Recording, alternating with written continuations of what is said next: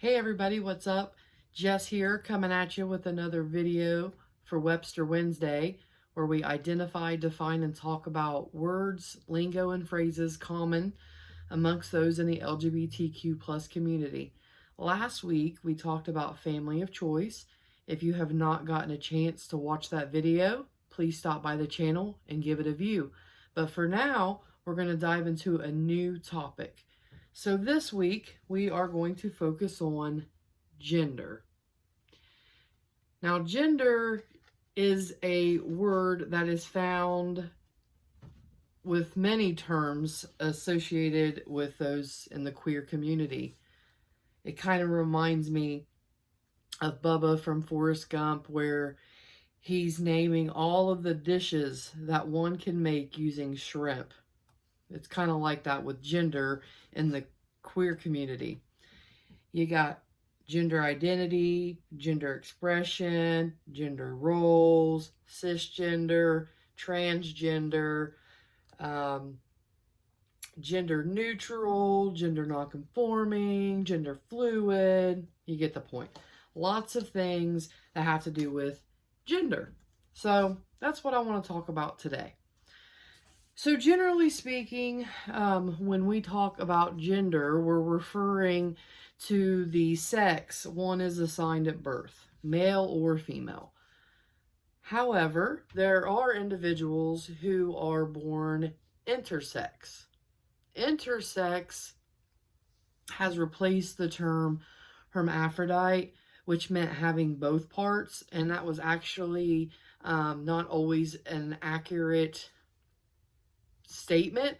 So it has been changed to intersex because there are at least 16 ways that someone can be born intersex, meaning that they have primary and or secondary sex anatomy and characteristics, some of which can be seen by the eye and some which aren't discovered until they hit puberty, or they are unable to have children down the road, or some don't even know their entire life and it doesn't get discovered until they've passed and there's an autopsy done.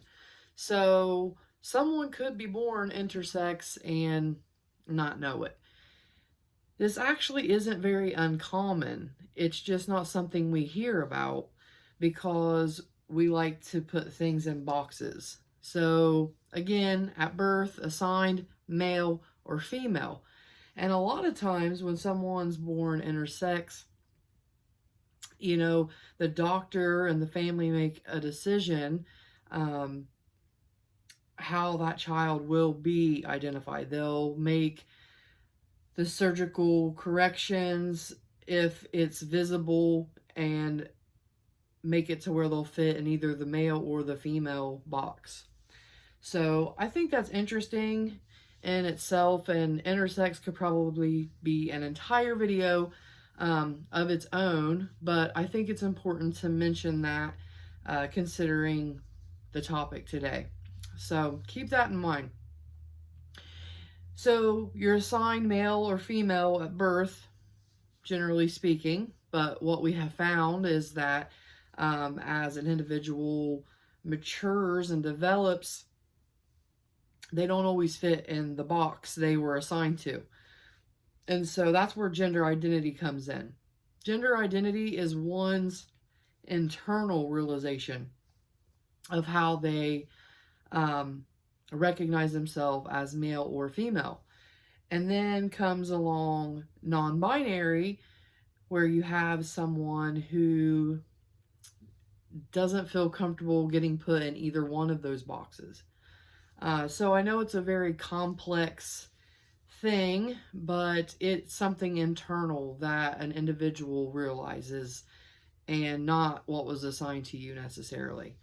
So that's kind of a little bit about gender identity.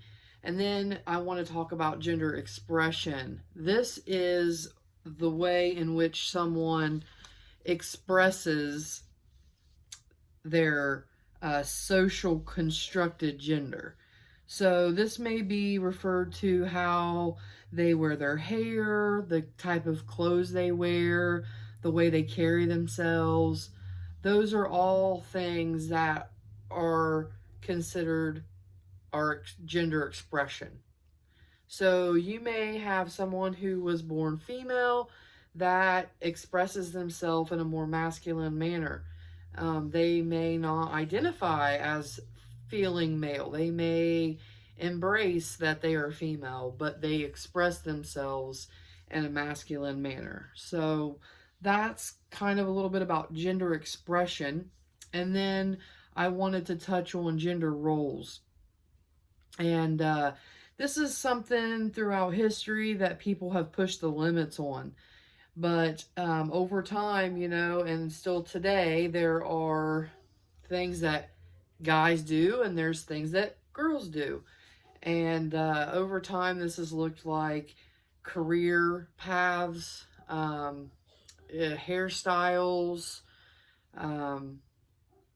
you know, temperaments, likes, dislikes, you know, preference of color. You know, how many times have we associated blue with boy and pink with girl?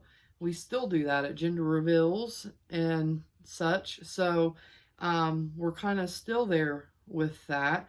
But a girl can love blue and a boy can love pink. So like I was saying, over time, it's kind of progressed to where some things just aren't as important. But there are still other times where we fall back into gender role. And that can be difficult on an individual in the community, you know, because people just kind of assume by the way you carry yourself or by a role that you play, or they may assume the role that you play because of the way that you express yourself. And so I guess I kind of wanted to share a little bit about this so that I can just challenge myself and everyone else to not just put everything in these two boxes, but to look at a bigger picture and to remember that we are all human, regardless if we identify as male or female or transgender or non-binary or whatever else is out there. At the end of the day, we're all human, so we're not that much different. That's all I got for you today. I hope you enjoyed the video. Thanks for watching. Please continue to like, share, comment, and most importantly, if you have not, subscribe to our channel. Thank you for your support. We appreciate it. I'll get at you later. Over and out.